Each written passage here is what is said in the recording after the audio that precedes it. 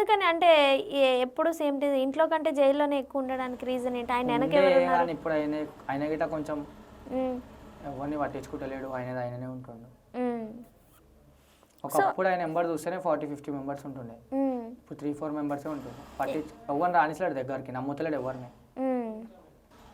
ఆయన దగ్గర నుంచి నువ్వు నేర్చుకున్నది అంటే ఏం చెప్తావు? నేను ఆయన దగ్గరికి నేర్చుకున్నది అంటే ఒకటే, మనకంటూ ఒక బిల్డింగ్ ఉండాలా, ఉమ్, మనకంటూ 2 కార్లు ఉండాలా, ఉమ్, మన ఫ్యామిలీ మనం మంచిగా చూసుకోవాలి అంతే. ఉమ్.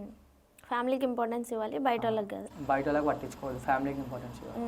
మరి బయట వాళ్ళు నిన్ను నమ్ముకొని వస్తున్నారు కదా, ఇప్పుడు పిల్లలు వచ్చారు ఎగ్జాంపుల్కి, వాళ్ళు నిన్ను నమ్ముకొనే కదా వచ్చింది, మరి వాళ్ళని పక్కకు పెట్టేస్తే ఎలాగా?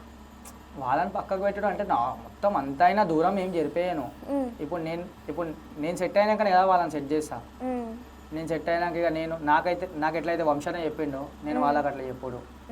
ఇప్పుడు ఆడిగిట ఒకటి కట్టుకొని మంచిగా నార్మల్గా ఉండి ఇంకా వేరే వానికి అట్లా చెప్తాను. సో అలాగే నేర్చుకున్నాను అనమాట.